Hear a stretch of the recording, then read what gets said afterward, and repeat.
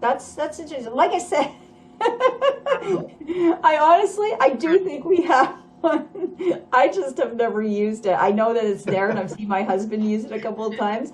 And I do believe it is the Mel meter because of when you Mm. said that. I was like, oh, I recognize that.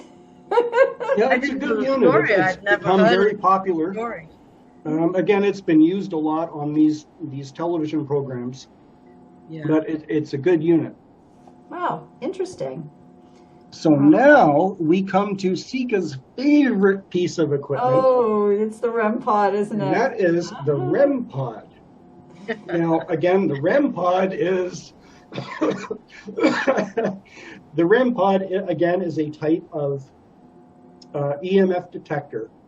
But what really makes this different from all the others is that it does not detect the EMF energy within the room.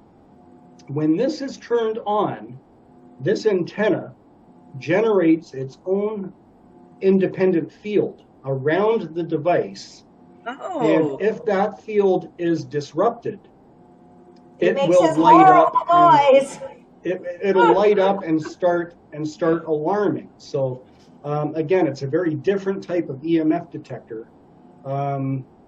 As I say, instead of a general scope, you're focusing on this one individual location, and if something breaks it, and you're in the basement of the old abandoned factory, odds are it's a spirit energy. Or you're on the stage in the lower level of the bell tower, where they used to keep the Yeah. coffins over the winter. So as I say, when this Sometimes. field is disrupted, it is going to do this. Oh, wow. Oh, it sounds so quiet today. I just So remember it'll light up and make this really love that. annoying screeching sound. I Never had just one of those. remember it so loud and just screeching at the bell tower. It was crazy how Yeah. it was. Yeah, it's a great unit. Again, this is one of my favorite pieces. Okay. But One of when my it does alarm, it really gets annoying. I'll tell you, the one investigation we did at the Custom House here in Hamilton, that thing triggered, and it went without interruption. Just like I demonstrated, Wow. it went without interruption for 13 minutes. That there was an energy that latched onto it, Yeah. and eventually the batteries drained, or that spirit energy just sucked the power right out of the batteries. But for 13 minutes, we had to sit there and listen to this god-awful screeching noise. Oh no. That's why I find for me it's very disruptive to my abilities of picking up on things, and it's not because it stops them, it's just the sound is so overbearing that it drowns everything else out, right? And but I do hear that it's like a lot of people like it, and they do Does use seem a it. bit distracting. Yeah. I guess the beauty of something like that is if you have multiples of those, you can set them up in various rooms and go away. And of course, if it triggers, then you're going to hear That's it, right. throughout the space. Exactly. Right? Yeah. Okay, so next we have another type of EMF detector, and this one is really different. This one Look at all these toys. Oh, it's Boo Buddy. It's the Boo Boo Bear. Buddy. Yeah. Boo And Buddy. he's a cute little teddy bear, but no. he's more than just a teddy bear. I bet this he little guy is. is filled with electronics. Yes. Wild. It lights up in the dark. It detects EMF disruptions. It detects temperature fluctuations. And also what it does is it's programmed that when you turn it on, every 30 seconds, it will ask a question to be used in conjunction with your digital recorders. Oh. And I'll tell you, I've been on it's an investigation with one of those, but I have been on an I've investigation. did they work? people ask me. Pick anything I've had up? people ask me, "What is the most expensive piece of equipment you've got?" And sometimes it's like none of your business. But other times it's like, okay, you want to know what the most expensive piece of equipment we ever bought was? Is this guy. Yeah. They're expensive. And overall, he's not that expensive, but I got this for Trudy at Christmas one year. And this was just before Christmas, like 2 days before Christmas. And using regular shipping, there was no way that this little guy was going to get here on time for Christmas. So I put in an expedite overnight shipping. Bought them from a place called Ghost Stop. Oh yes, in Florida. Oh. They seem to So be I out had of to stock on buy most this things. little guy with American funds, obviously, because I was purchasing from an American company. The shipping wasn't in American funds. Oh. And because I put a expedite rush on the delivery, that cost way more than what regular shipping would have been. Right. And then once the little guy there got to the border, there was a I got duty. slapped with a customs fee as well. So you combine all of that together, Very expensive. and this guy became the most expensive piece of equipment we have for a little teddy bear. He's awesome. I love it. Now, I have used that. We did an investigation overnight, maybe about 4 years ago now, because, COVID makes you lose track of everything. It is. It's been crazy. For my birthday, which is in the middle of the summer, and we went to Iron Island in Buffalo. And so for people, have you been to Iron Island, Ian? Yes. I have not been to it, but I certainly know of it, yes. Yes. So we rented the facility overnight, and we spent my birthday there doing an investigation. And so it was myself and my husband and another medium, and then a few other people who had booked some tickets to join in the fun. So we went there, and they had a Boo Buddy, and we set up. Now, Iron Island originally was an old church that had been converted into a funeral home, and it's now a museum. And the lady running it is lovely. She's really wonderful. And her son had passed away at a certain point, so some of his memorabilia is there, like some of the things she had from her son growing up. But also there's a lot of community stuff there, right? So there's a lot of bits and pieces of military attire, uniforms and medals and different things that people have donated over the years. And then there's lots of sort of local other artifacts in the museum.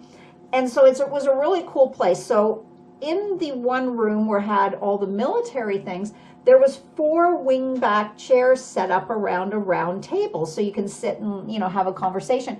We put Boo Buddy in the middle of the table that night, and we sat in the chairs, and we turned Boo Buddy on, and we started asking questions and and in the first maybe about 4 minutes, it was just going insane. And I was thinking that, like all of this equipment, I'm not sure how much you can kind of trust it in the first few minutes that you turn it on, because it needs time to sort of run through its settings. Some of it does, yeah. Yes. Yeah. And so that happened, and I kind of thought that's what was going on. And we ended up getting up and moving around and doing some other things.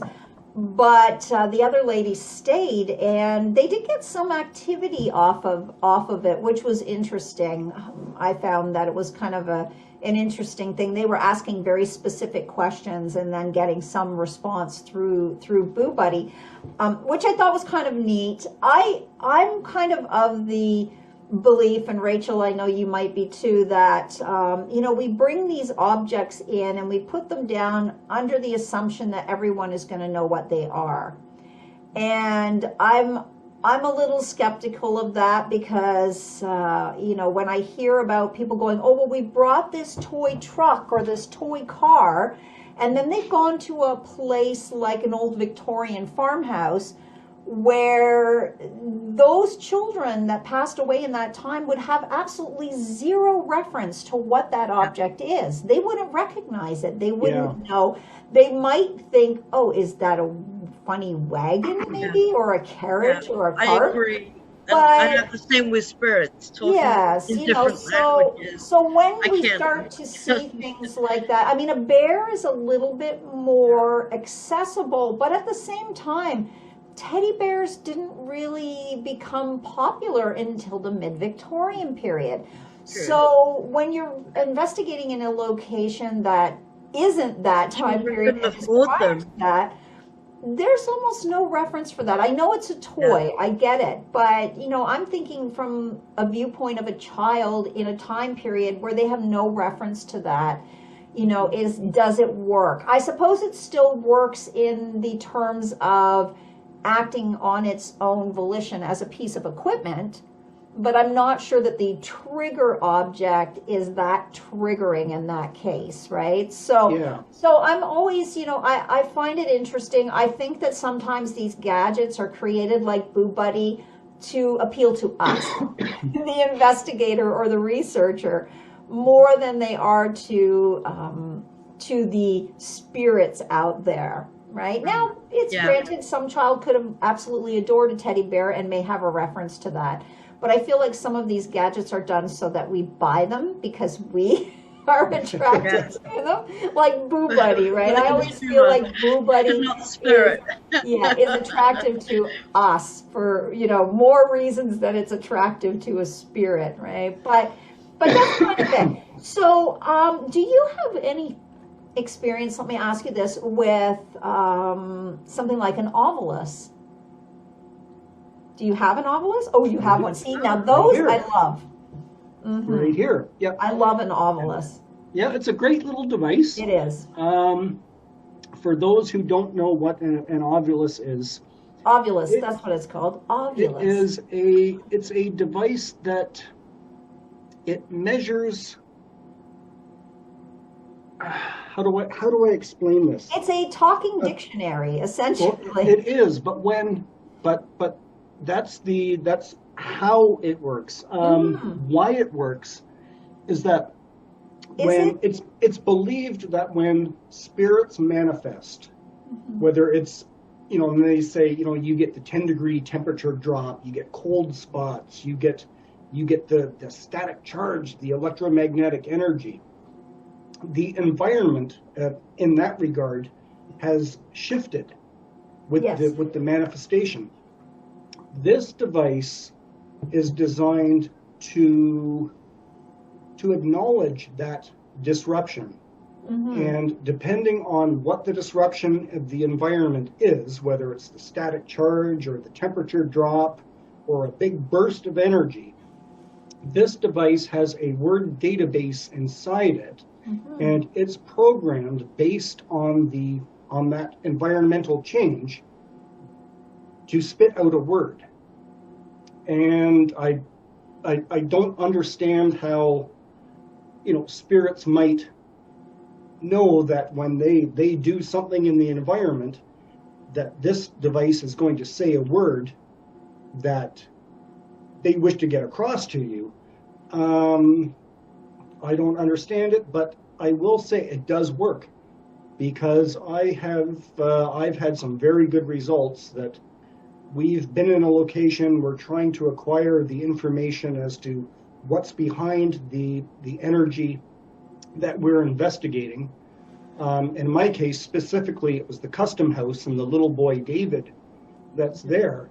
And we got words coming through this device that we later found out by putting them together were absolutely authentic to my theories as to the history behind this little boy.